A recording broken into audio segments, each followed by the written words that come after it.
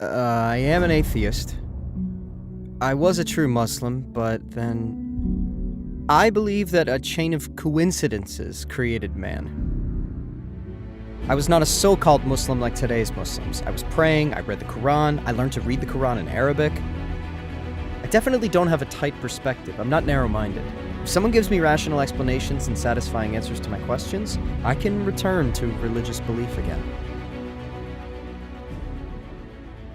What are you doing? Are you studying at Me Too? Yes, I'm studying psychology at METU. Our topic today is beliefs. Can you tell me a little about yours?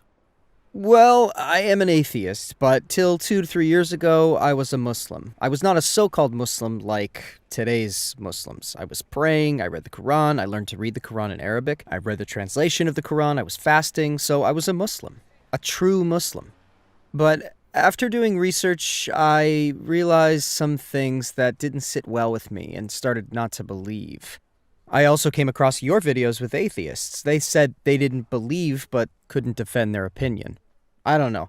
Maybe young people look at atheism differently, and most become atheists without any research or knowledge, so they can't defend their beliefs. They seemed wrong about being atheists because they weren't able to say what was necessary. It's like they became atheists to look cool or something. You're saying we talk to uninformed atheists? Yes, I think they were uninformed. So can you say you're knowledgeable? I did my own research. I tried to answer the questions that bugged me, and I definitely don't have a tight perspective. I'm not narrow-minded. If I presented my questions to someone and he gave explanations that make sense, why wouldn't I believe again? As far as I understand, you want to have proof and proceed rationally. Well, can you give me one piece of evidence for the non-existence of God, or a sign of non-existence? I can't definitely say that there is no creator. Actually, I'm a bit agnostic towards God, but I definitely think that religions don't exist. Then let's look at the creator first. When knowledge is available, obscurity is removed. For example, if I were to ask, how many students are in this university, you'd say I don't know. If we find an evidence, a feature, or a document is given to us on paper, there will be no unknown aspect, right? Yes. If I were to give you the proof for the existence of the creator, offer you rational, logical, and clear evidence, could we close this topic of the unknown? I can't do that right away. I need to research first, but... I will give you evidence. Okay, I'm listening. If the evidence makes sense, you can decide right now. Yes, tell me. Let's say we're in front of the Salimia Mosque. I'll give you one material and one concrete example. We're in front of the Salimia Mosque and we're trying to find out a logical answer to how it was built. We have 4 basic options before us. Firstly, we can either say that it is a group of people who are deaf, blind, and unintelligent next to this mosque, and that they built this mosque by mutual agreement. Or secondly, the bricks of the mosque agreed among themselves and said, "What are we waiting for? Let's build a mosque." I'd say that the bricks built this mosque by themselves. Or the third option, I see the architectural project manual inside the mosque describing the construction stages, and I say that this manual built the mosque. Or the fourth option, there's an architect like Mimar Sinan. I say that an architect, a genius like Mimar Sinan, built this mosque with his knowledge, will, and might. Which of these options would you choose? I'd definitely choose Mimar Sinan. Okay, but every human being is structured, more complex, and orderly compared to a mosque. Am I right? Humans, yes. When I look at human beings rationally and logically, I need to ask the same question. I look at human beings, and a human has roughly 100 trillion cells.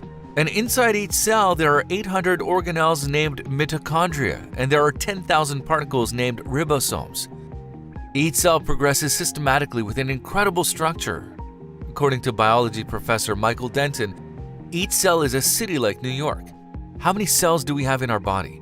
There are 100 trillion New York cells. When I look at such a complex structure, I need to find a rational answer for how it's done. The cells and bodies of human beings are not built once and left like a mosque. Isn't our body regenerating all the time? Yes, it is. Every second, 10,000 red blood cells are created and 50 million cells are refreshed. And in our brains, aren't there 10 to 16 processes happening every second? There are. I've looked at this complex structure and I'm going to ask the same rational question. I still have 4 options to find out how a human being is built daily. 1, I will say that these deaf, blind, and unintelligent nature events made human beings in mutual agreement. But this is illogical. Why? Because how will blind, deaf, and unintelligent events come to an agreement and choose to continuously make human beings? Earlier, we said that if a mosque can't be built like this, neither can humans, right? The things you mentioned can't. The second option, the atoms that form and create the human body in between themselves. They must have said, "What are we waiting for? Let's create this human being." and they continue to do it all the time. The mind would not accept this either. Why? As we said, bricks could not get together to form a mosque. Then I'll say that lifeless atoms cannot agree between themselves to form this human being. We initially accept this anyway. Or the third option, we said that the project manual of the mosque could not create the mosque because it is a book. Similarly, I'd say that DNA cannot create a human being because DNA is the book, not the author. Then I'll say that the DNA can't be the phenomenon that forms a human being, just like the manual. Or the fourth option, we'll say yes, there is an architect in the fourth option who is creating the human moment by moment, continuing to create as he did in the beginning. There is a knowledgeable entity who can make choices and has a will, power, and life. Just as Mimar Sinan built that mosque, the creator of the universe created man. And I'd say he's the architect who continues to make all the time. Then I will ask you this again. As we accept the architect, similarly, shouldn't we accept that the creator of the universe created humans? He who created not only but millions and trillions of people from the beginning of the world. Shouldn't we accept an architect of the constant creation, programming, and refreshing of humans?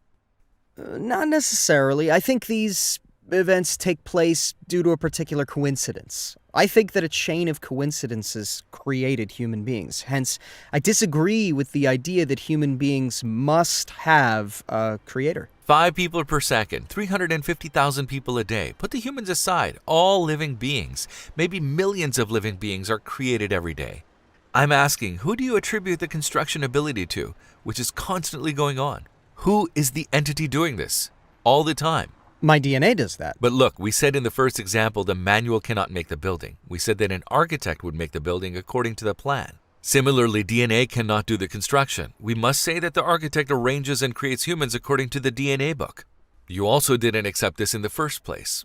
Yes, DNA does not do this. The DNA does not create the human. There's DNA in each of our cells in our core. For instance, the DNA of the heart muscle cell tells it to beat in a certain way, and it does. What is the evidence for this? What is the evidence that it gives instructions? Because DNA is the book. There is no power to command within itself. DNA is just a system loaded with information. You may have learnt this in biology classes. But after all, our cell takes it and uses it. No, not using. Who makes it use? There is a formation process. But who is doing this? I'm asking you about the one with this characteristic. You say it's not DNA, then who? Okay, let's say we got together somehow. Do we need a creator to get together like this? I'm trying to say this. A creator doesn't have to regenerate it. You can't leave this attribute unanswered. You have to say, yeah, okay, if DNA cannot, then who? I say, okay, let's talk about it. I already gave you the attributes. An attribute can't be left hanging. Let's settle this first. We'd say that there must be someone with these attributes. Without knowledge, one cannot do this. They must have knowledge. Those who do not have a will cannot make decisions and obviously cannot do this. It must have the power. In other words, its power must be continuous and it must have a life. Because we'd say that a lifeless matter cannot do this process, and someone without these qualities, these attributes, cannot create the human being. And look, I'm just giving the example of a human. I say that it cannot make a human being and cannot continue to do so, because there has to be someone with this attribute. I'm looking at nature. Is it lifeless? It is lifeless. Does it have knowledge? No. It is blind, deaf, and unintelligent. Remember the first example again? We said that this cannot make a mosque. I like to ask who is the responsible of this event, the event that I encounter every day. If it's not DNA, it cannot be left unanswered either. There has to be someone. You can say, let's leave it as X for the moment. Let's put a question mark. But there has to be a person with 4 attributes, an entity who exists. We said that 3 of the 4 options are impossible. We came to this conclusion together. Only one option necessarily remains. Okay, let's just admit it. Let's say humans have to be created. Okay, should it necessarily be a god as Muslims describe? For example, babies. A baby dies, what happens to that baby? He's sinless. He goes to heaven. So what's the difference between a sinless baby going to heaven and my teacher giving me an A because there isn't any exam paper left? After all, we have to complete this test. We will either pass or fail. So a candidate comes to the exam room and they say, there's no exam paper left for you. Your exam is over, and they pass directly. Do you think this is fair? What is justice? We need to talk about it first. Because in order to talk about justice, we have to give something in return. For example, you went to buy a phone, okay? You bought a phone from a store. If the phone turns out to be broken, you can go to customer service or court because you gave money for it, right? Yes. Why? Because you gave something in return. But let's say a man came here and saw we were chatting. He said, what a nice conversation you guys are having. Then he gave you 2 cars as a gift. Then he gave me 5 villas. Can you say, hey brother, what's the matter? How come you gave me 2 cars but gave him 5 villas? This isn't fair. I will go to court and complain. What would the judge say to you? Like this, humans too cannot object at some point because humans did not give anything in return. But he was bound to be blessed on earth with the blessings he received as a gift and eventually go to heaven. Then we'll say that since I did not give anything in return, the notion of justice is not applicable here. If you ask then why is he going to heaven, I'm at risk. I ask you, brother, take off your coat and wear it inside out. And if I say you're going to change the color of this coat, would you accept it?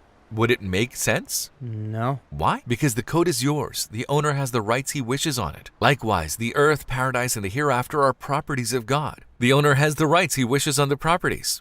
For example, he can create a plant directly on earth or directly plant it in heaven. How can we object? No. Why not? There is a rose here. He can plant a rose there too, just like the baby. Think of a baby rose, for example. He can bring the baby directly here, and after showing it to people and making it happy, he can take that rose directly to heaven. I can't object here. Why? Because it doesn't concern me. Because God says in the verse, we said that we will talk about Islam. God says in Surah Maryam, and he will come to us alone. Alone. So individually. In other words, everyone will be questioned individually. For example, whatever the trait you are given, God will ask you about it. He will ask me about what he gave me. Likewise, our actions make us responsible for the traits given to us individually. And so is the baby. Whether the baby comes here or not, or goes directly to heaven, it doesn't affect my justice. And we say that God created humans individually. Whatever he has given individually, he wants it back fairly. It means that we should evaluate it among these notions and think about the notion of justice in this way. Let's say something in Islam does not seem rational to us. The fact that something is not rational for us cannot be proof that it's wrong.